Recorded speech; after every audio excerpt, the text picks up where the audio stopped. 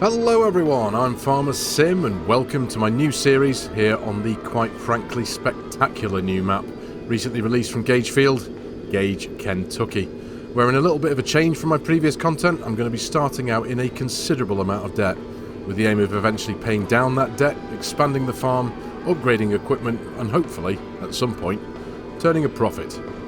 Welcome everyone to Dig Out of Debt in Kentucky.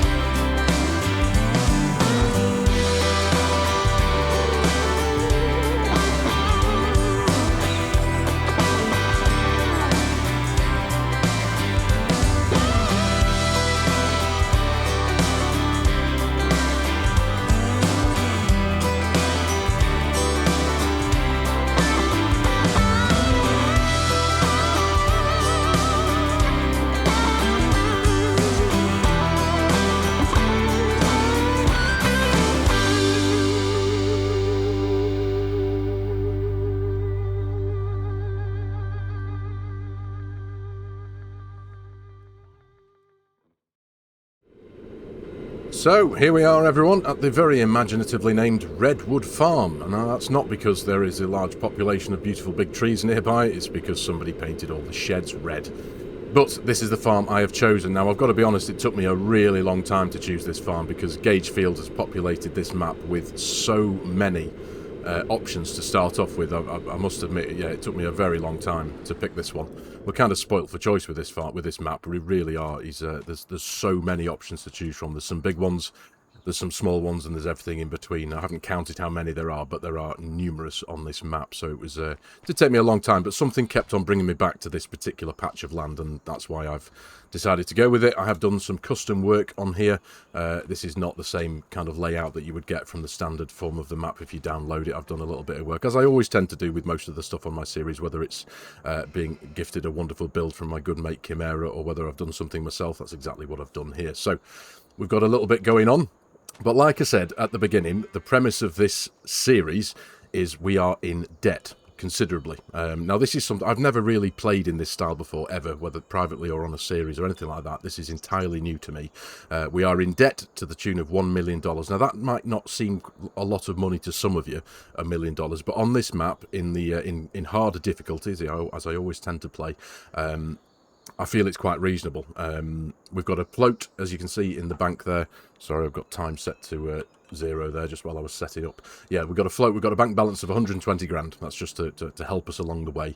And we have a loan of $1 million. But like I say, that might not seem a lot to some of you, but on this map, I think it's quite reasonable. I could sell all the land we own currently, including the plot of land that we have here, not necessarily including all the placeables, and all the tractors and most of the machinery, and I still wouldn't have enough money to pay off the debt. So I feel I'm kind of doing it right, because I've never done this kind of style before. I kind of figured if I'm going to do it, I'm going to do it properly. So, but yeah, so the premise is we're going to be paying down that debt as best as possible, and trying to find a nice balance between paying off that debt. We'll be doing a lot of contracts at some point, but also, you know, finding the balance between doing all that and managing our own land as well. Now, our own land, we have just under 220 acres of land. We've got a 94-acre cornfield. We've got a 26-acre field of wheat, which is just in front of us over the fence.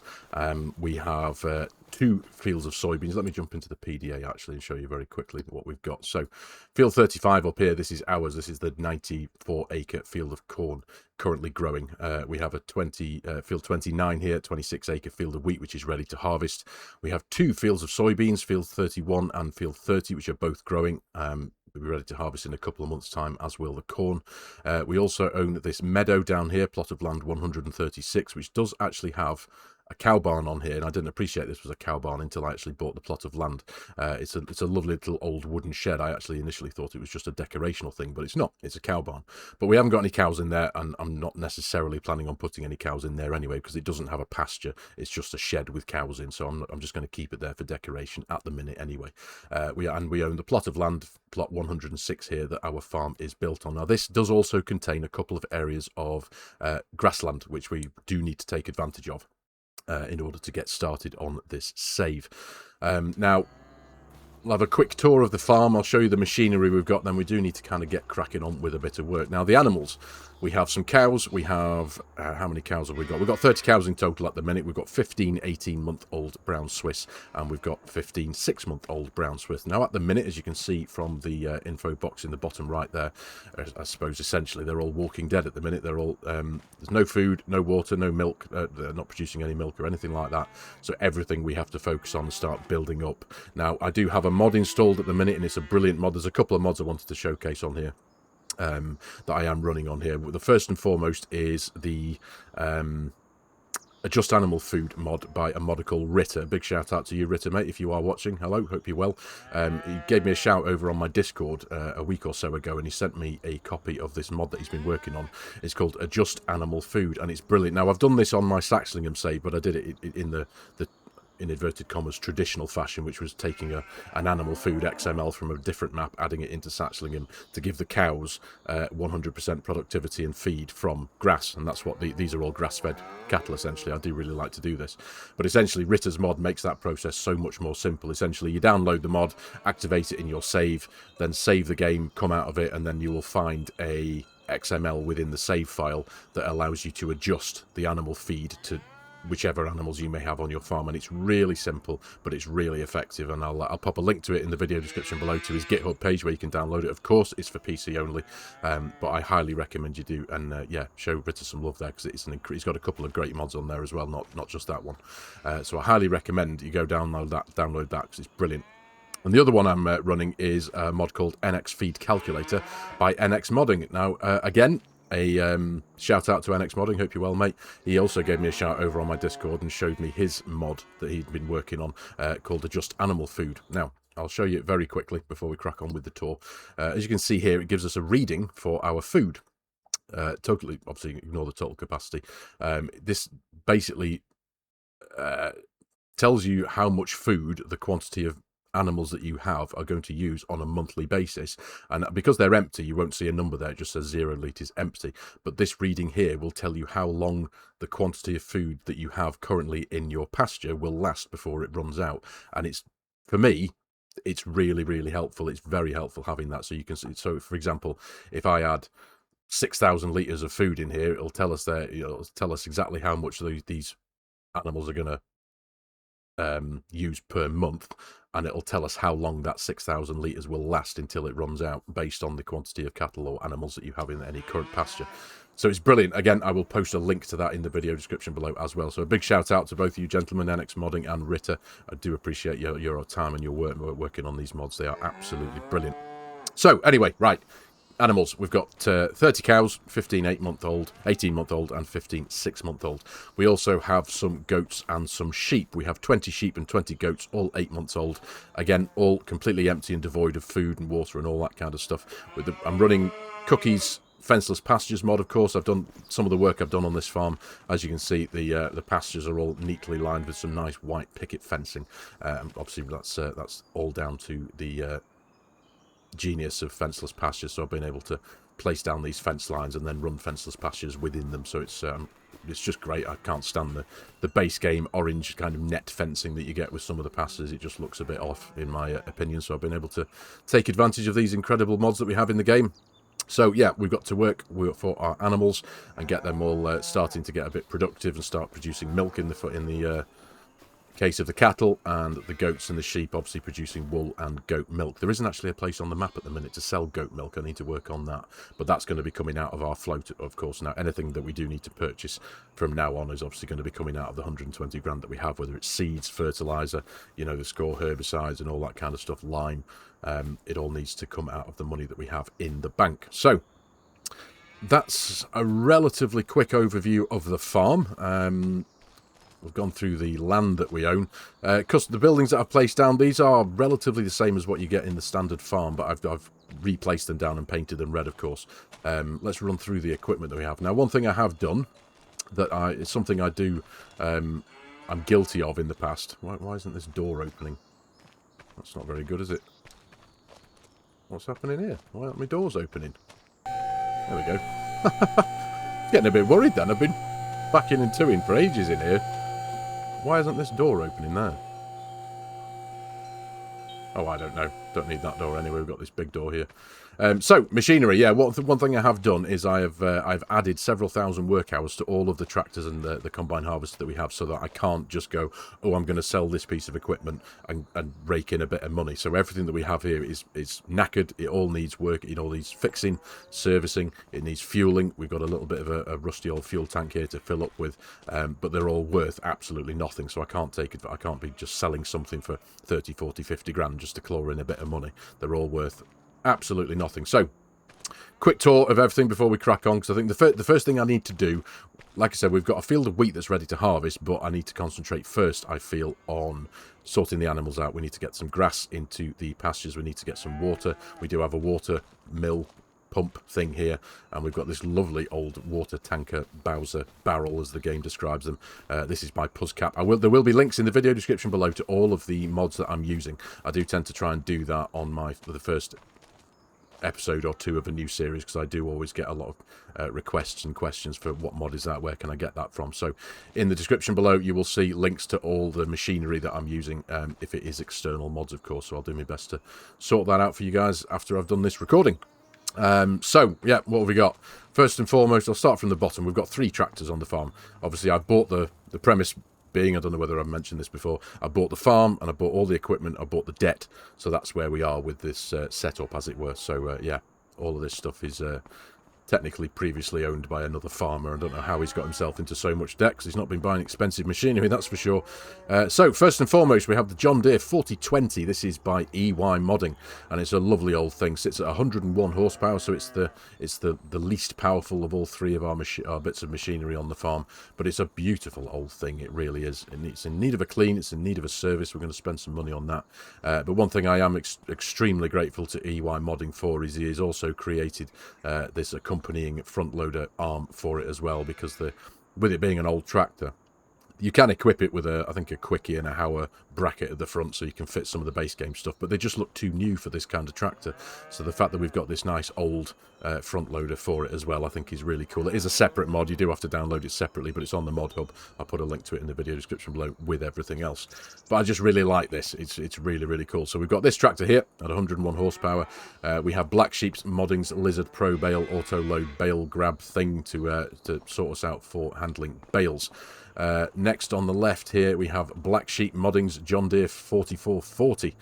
Sits at 146 horsepower. This one is equipped with its twin row crop tyres, and this is going to be our, at the minute anyway, until we consider upgrading stuff in the future when we can, this is going to be our machine for dealing with all of our spraying needs and spraying contracts and stuff. Again, it's on the row crops just to, you know, keep to an element of realism. I don't want to be driving around another farmer's field, or even my own field, spraying anything with big chunky tyres on. So it's got twin narrows, it's got the front bracketry as well, so we can run the sprayer with a front tank if need be, which we do own. Next up, we have the John Deere 7810. This is by Virtual Farmers. Those of you who are familiar with my channel will recognise this one from my Iowa cattle series. I do like this tractor. I know there's a plethora of John Deere equipment that we can choose from in the game, but this one I just really quite like. It's a nice size. It's 195 horsepower, so at the minute is currently our most capable tractor of managing everything else that it needs to do. It's got some big chunkies. It's got a big weight on the front. I've chose this one because I have also added a prefab engine sound to this one as well, so it sounds a little bit different than the standard version. But again, it's knackered. It's 81%. Everything's around about 80% damaged. And it's not got much fuel in at all. So yeah, we need to spend a bit of money on. This is actually a workshop. It does have a workshop trigger in here as well, so we can fix everything, which we will need to do at some point soon.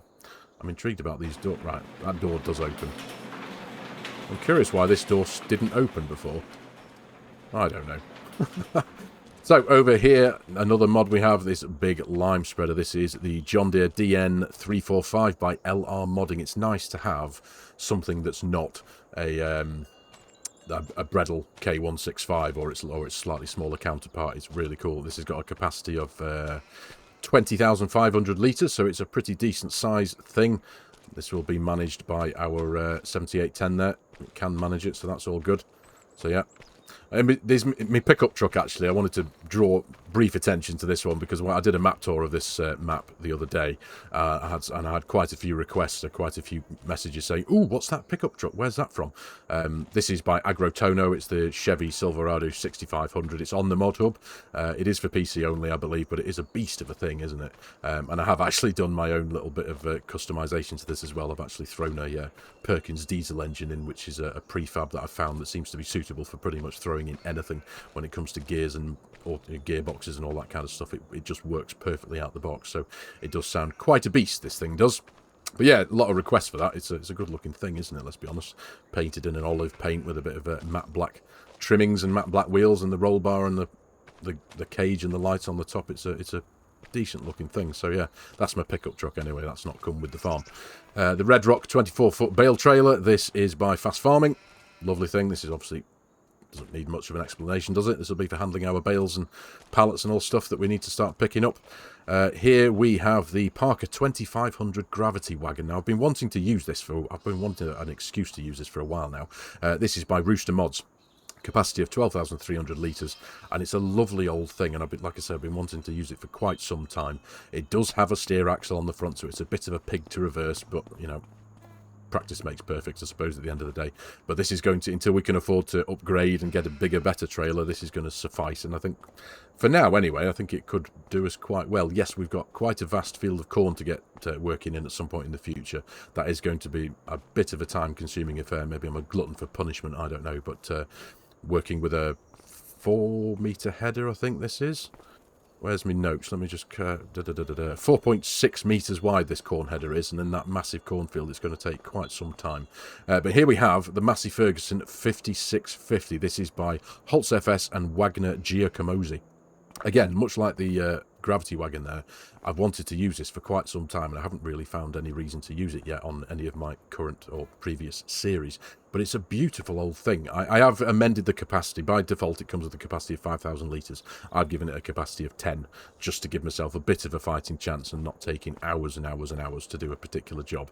But yeah, it's a really nice harvester, and it's got loads of nice details. It's proper nice, and it's got these, you can kit it out with these tracks on the front, which is a nice thing. But yeah, the detail in this thing, I think, is incredible. There's so many customization options you can do. So again, it's on the Mod Hub. The link will be in the video description below. We'll be cracking on with this at some point in the near future. It won't necessarily be in today's episode because we do have to crack on. The first thing, like I said before, is to crack on with the first and foremost the grass work to get some food into the animal barns and pastures. So yeah, like I said before, this is a lizard water tank. I don't ordinarily use lizard equipment, but I was just drawn to this because it's just so old and simple. Just a nice big old steel drum that's been converted onto a framework to make a liquid trailer. This will for the near future anyway be dealing with our water needs and our milk needs from the cows when they start producing it. So let's just take a quick hop over here to have a look at what else we've got around here. I think I will just open the gates. I quite like I'm quietly impressed with how I've made this little farm turn out. I really quite like the way it's set up. So we'll have a look at that beastie thing in a minute. Over here in this shed, we have our John Deere 690 baler. This is by the ARM team, again on the Mod Hub. Square baler. It looks like it's well battered, paint worn off and all that kind of stuff. But it's a lovely old thing. So yeah, this is our baler. I suppose it doesn't need much of an introduction. Over here we have the Kuhn SR314 windrower. This is by Hispano. Nice old simple mechanical windrower. We'll be putting this to use at some point today because we need to sort the grass out. And over here we have something which I was quite intrigued to get using. This is the HDB4. Again, it's a lizard thing. But it's a double bar mower, and this is by Ridiculous Dominic. It's 4 meters wide, but it's just a nice proper old simple mower that again, until we can afford properly and be able to justify upgrading it, this is going to be our mower. So we're going to be using that very soon. Now we've got some more equipment in that big concept shed over there, but just around here we have ourselves a corn dryer. Now forgive me, I've forgotten to put down in my notes who's made this thing, but I will put the link to it in the video description below. But it comes in two formats. You can have this rusty old battered thing. I mean, it's even got the metalwork peeling off there. The detail is incredible. But this is a corn dryer. Now I've amended the capacity of this because by default it comes with a capacity of 50,000 litres, which we will fill very, very quickly from our cornfield. But I like this because it doesn't require propane to operate. It burns off straw. So one thing that we are going to be doing is taking the straw, because we don't need straw for the cattle in the pasture there. The only real need of use we would have for straw is to sell it and make some money. So what I'm going to be doing when we do get round to harvesting the wheat, we're going to be baling up the straw once we've harvested the wheat, and then we're going to be putting all those bales in here. We don't have a forage wagon, so I'm not going to be picking up the straw loose. We'll be baling them up and then essentially just tipping them in here. Essentially, that's the idea. And the straw is going to be our fuel for drying the corn, which I really, really like that little attention to detail there. That's awesome.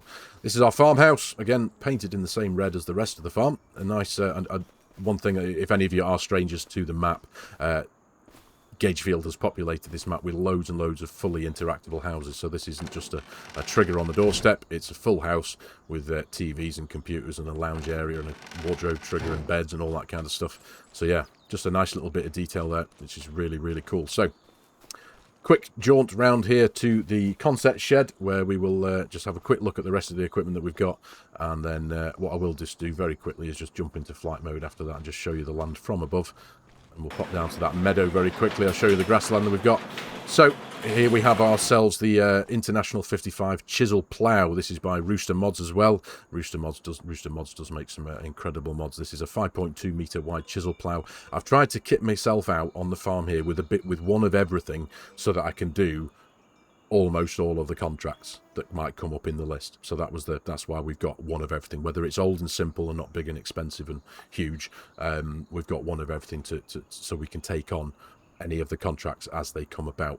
So yeah, chisel plough, awesome stuff, really like that. There is a cultivator in the same guise as that as well, which I just really like this old simplistic thing. Yes, there are some big fields on this map, so running this plough could take a while, but it'll be worth it. It'll be fine. Over here we have the Amazon, what's this one? The Amazon Catros cultivator. This is by Lamai. It's a 6 meter wide cultivator. It's on the mod hub. Again, just kitting myself out with something to be able to do some cultivating. Here we have the Sulky Master 4 meter seeder. This is by Legitenary. Just a nice simple seeder, 4 meters wide, so we can drill some of our grain.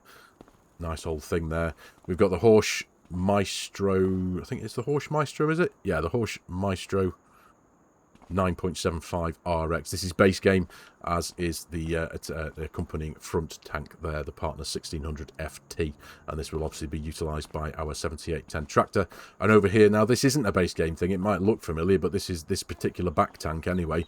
This is the Hardy Mega 2200, and again is by Puzzcap, the modder who made our lovely old liquid barrel. This bit here anyway, so it's got a slightly larger capacity to do all of our spraying needs as well, so we can do some spraying contracts if need be. And we do also have the accompanying front tank, which is base game, 1200 litres extra there. So that'll be ran by our 4440 in the fullness of time. And that, I suppose, is a relatively brief overview of the farm. I'm going to jump very quickly into flight mode, just so I can get down here a bit quicker. Here are our 2 fields of soybeans that are growing and are going to be ready to go in the next couple of months. I'm already thinking when these are harvested, then we can potentially join these 2 fields together, potentially bring this field out round here a bit and take advantage of this little bit of grassland that we do own here to make this field a bit bigger and increase our earnings. And then we come down the road a little bit, and this is the area, that big meadow land here. It's quite a big size area. It doesn't look that big from the PDA, does it? But this is a pretty sizable bit of land here. So the idea with this obviously is going to be, we'll at least get one cut out of it off the grass, and then we can, depending on how much we need for the animals, we'll certainly keep a load in our bale shed that we have on the farm where that lime spreader is parked. That's an automatic loading bale shed. But we'll stock up our quantity of grass bales. But there's also the opportunity, if need be, if I lease a bale wrapper, then I'll be able to wrap some of this grass up and maybe make a little bit of money selling some silage when it's all fermented. But I quite fancy just keeping this. Now, like I said, I kind of thought this was just decorational at first when I saw it, but no, this is an actual cow barn. But like I say, it doesn't have a pasture, and I didn't like the idea of just having the cows hemmed away in there, but I just wanted to make do with the 30 cattle that we have on the farm at the minute. So yeah, that's us. This is the field of wheat that is ready to go. It's obviously, as you can see from the information box in the bottom right there, there's no nitrogen, there's no lime in here or anything like that. The expected yield is about 78%, so it's just as the game gives it to us. It's yeah, it's relatively unhealthy, but that's part of the task here, part of the job, part of the idea moving forward is to better the quality of our soil, to get better yields in the future. I'm sure you all know the score, and that's all to come.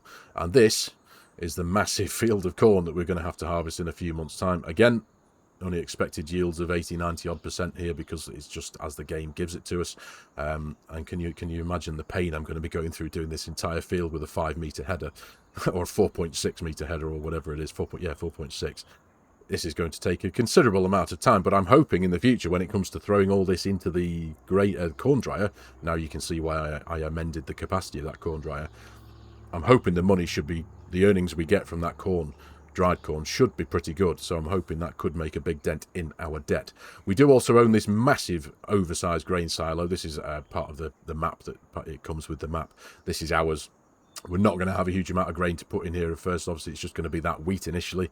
Be interesting to see what we get off it, but it is you know, obviously it's a pretty big size, but it's what comes with this plot of land when you buy it. So yeah, there we go. That's our grain silo to work with in the future. Here's one of my neighbours, but yeah, you see what I mean. There's just so many nearby options. There's a starter farm there that you can start off with. Forgive those artifacts on the screen. That's a direct result of my frame generation that I do run on this game with my setup here.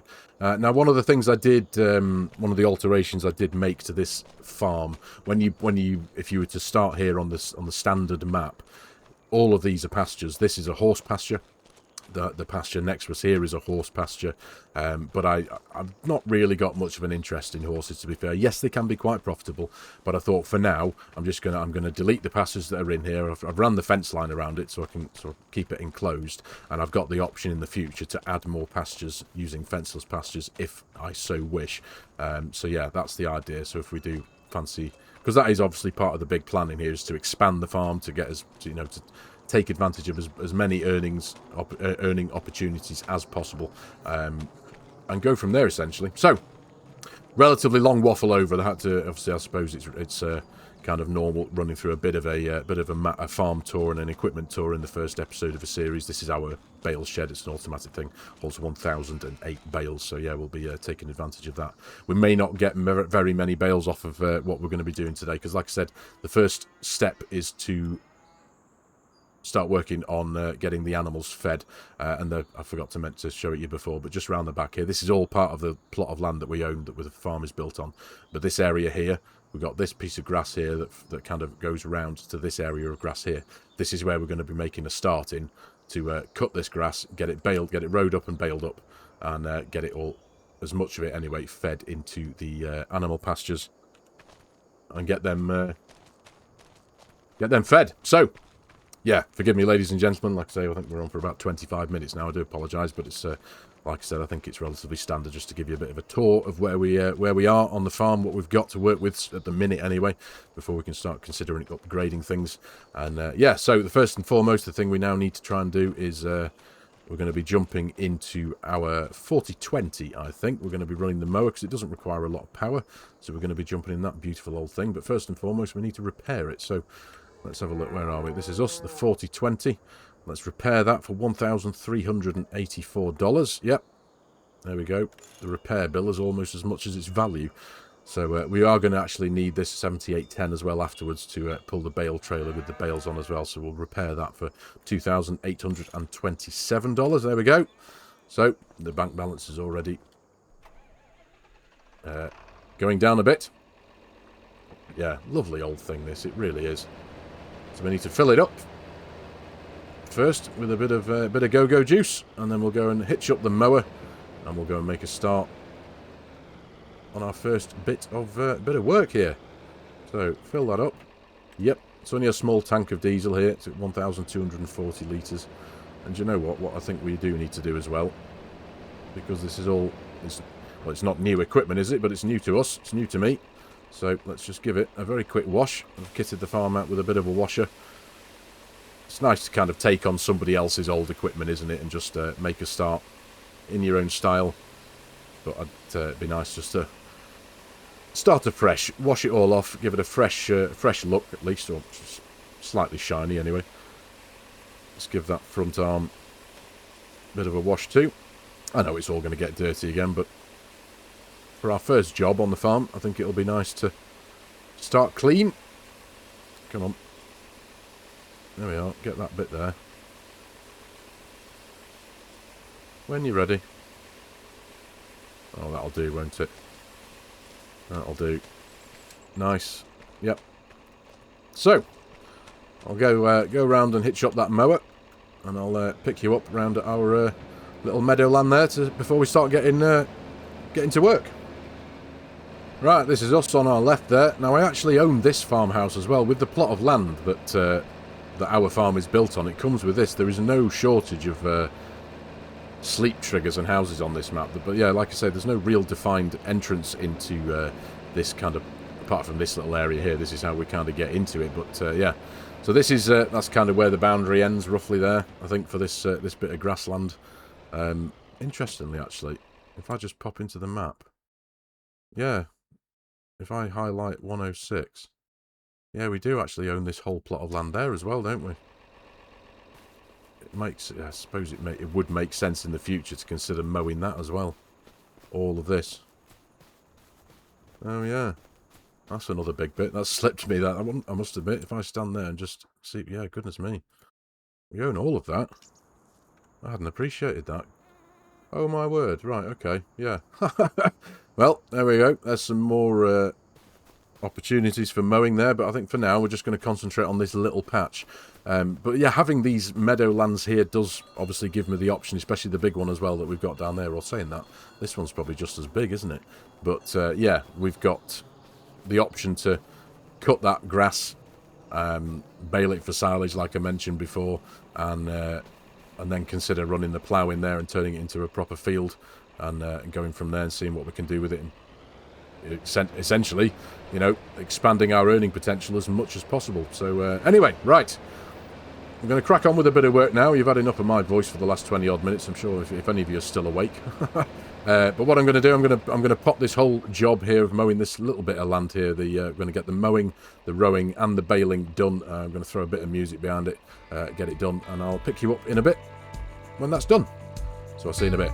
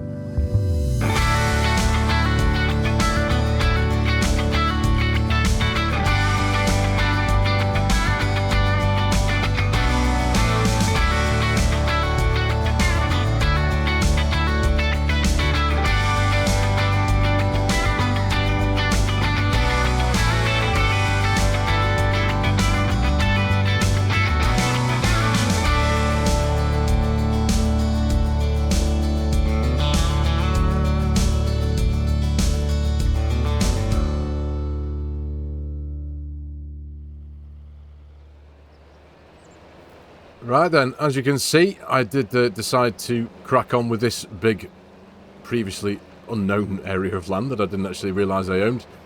So we've not actually done too bad off it, to be honest, as well. I'm really glad I did decide to go for this one and get this one done as well. So we've got 66 bales off of this field. The 7810 is currently next door, just baling up the swaths and the rows that we created in that little field. I don't think I actually included as much of the work in that little field as I initially thought I was going to do, because it did get a little bit troublesome with coarse play and the trees around the outside of the field. But either way, it's all sorted now, just about. But yeah, we've not done bad off this field at all. So we've got 66 bales. I'm just presently just going to load them up and neatly stack them over here. Wait for the 7810 to finish over there, and then I'm going to load all these stacks onto the flatbed trailer and take them back to the farm and start feeding the animals. But yeah, 396,000 litres. These are 220 centimetre bales, 6,000 litres each. So yeah, 396,000 litres of grass in bale form so far. So that is going to do us really, really well. And then, again, referring back to NX Modding's animal feed calculator mod, just having the information that we get from that mod is so helpful, because you can essentially just do a very little bit of basic mathematics and figure out how long, for example, when we finish this job and we've got all these bales picked up from both of the fields and you know, on the farm, as it were, we'll be able to figure out exactly how long this will last for, essentially, which is it's just a very, very handy bit of information to have. So I'm going to crack on here. I know, as you can see, I've got quite a little bit of time ahead of me just to tidy all these up, get these picked up. But I am kind of chuffed that I've found this newly discovered bit of land that I didn't appreciate I owned. There's a lot of setting up that goes into one of these series, I guess, at the end of the day. I'm not making excuses for my silliness, I suppose. But yeah, there's a lot of setting up, and I just haven't appreciated that this gigantic area of grass belonged to me as well. I mean, it's just because it was hidden by those trees, I don't know. Either way, it's mine, and we're going to take advantage. But of course, now that we have found this newly discovered piece of land, it does obviously factor in a few other things, and it means I can consider a little bit more arable, as it were, when it comes to earnings, because that's got to be the main point of this so far anyway, in the initial few episodes, to get us started, and moving into the future, I suppose, as well. The whole point of paying down the debt and making as much money as possible. I think now that we've got so much grass to look after our animals, trigger point for this thing can be a bit tricky sometimes, but yeah, now that we've got so much grass, and we still have that other big meadow field as well towards the down towards the south a bit there, where the cow barn was that we were earlier on. I think I can definitely afford to run the cultivator in this field, turn it into an actual field, and get some crop in there. Now, speaking of crops, actually, very quickly, let's have a quick look into it. So we'll jump into the crop calendar. So we've got our field of wheat. Let's scroll down to the bottom. We've got our field of wheat that's ready to harvest. But obviously, if you look into September and October, we can start planting wheat again straight away. We are also within the planting window, and I'm just focusing on arable right now as well. But we are also still within the planting window of canola. And next month in October, as well as wheat, we can also do barley. So those are things to consider. So obviously, we're going to be getting our wheat out of the field. That'll be next episode. But then if we can afford, if we turn the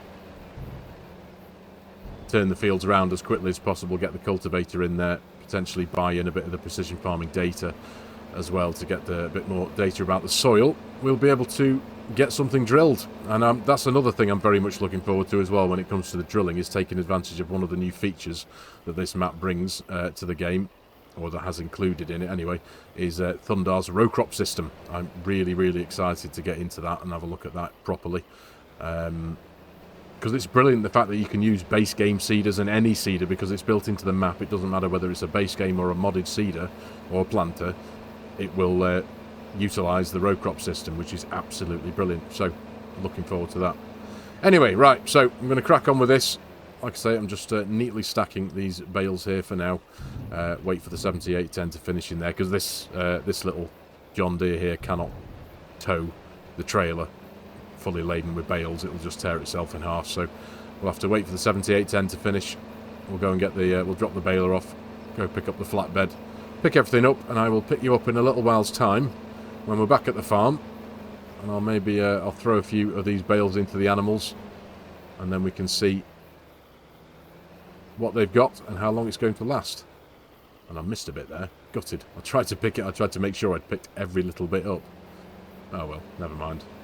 Right, so yeah. See you in a wee while. Right then, back at the farm now. I've loaded all the bales into the bale storage shed, and I've fed the cows, watered the cows, and I've watered the goats and sheep as well. And I'm just going round to the sheep and goat pasture. I'm going to load these up with what I think is going to be enough to fill that pasture up now. But already the cows' health and productivity has gone up a little bit, so that's all good.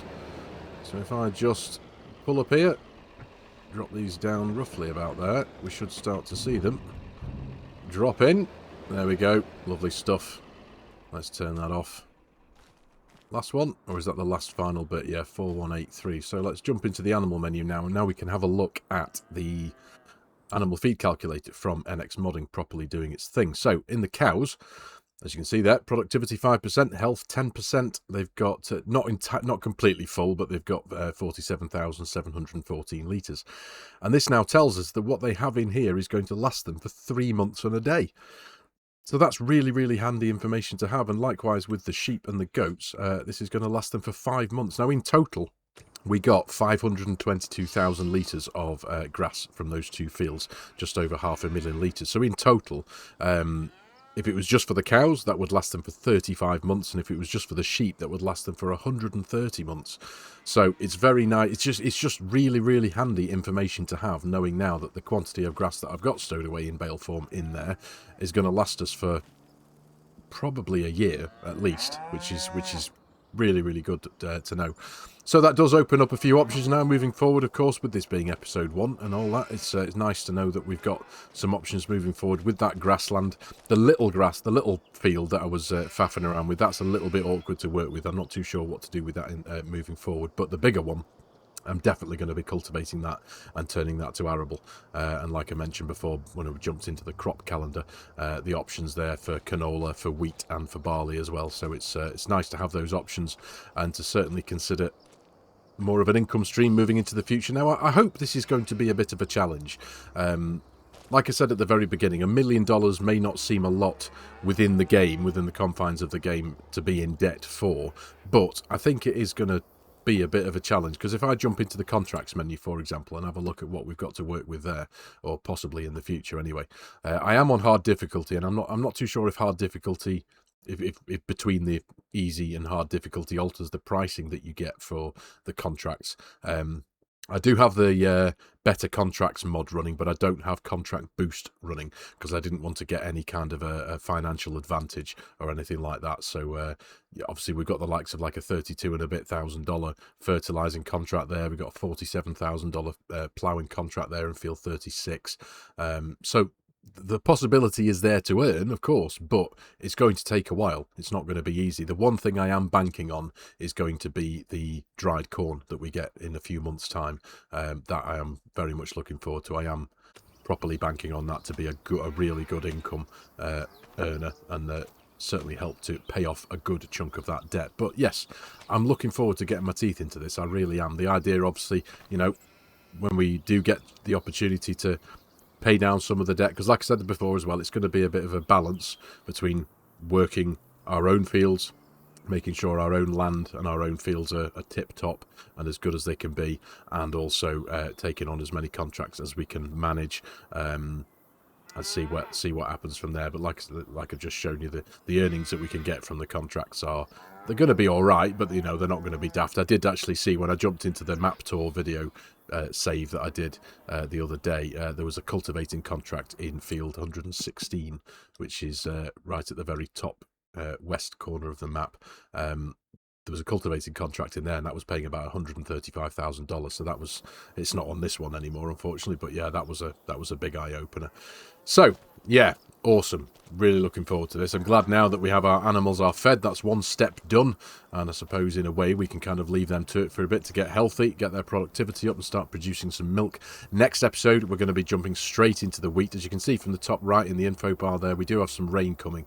That's forecast for about 5 o'clock this evening. So It's now 1:15, so we've got a couple of hours ahead of us to try and get that done. So the next episode will pretty much start from where we leave off here. We'll get that wheat out the ground, throw it into the silo, establish when best sell time for that is and what that's going to be worth.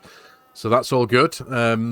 I'm just trying to think if there's anything else I need to touch base on, but I think we've made a good start. We've got the grass work done. Like I say, we've got an option to run the cultivator in one of those, in that big field there that we've just got the grass out of, turn that to arable and get that turned around as well. So it's looking good so far, I hope, fingers crossed. I know it's at the very beginning, I'm not trying to be naive or anything, but yeah, I think we're going to be standing in good stead, hopefully. Like I say, get the wheat out the ground next episode. Corn's going to be a few months away, as is the soybeans.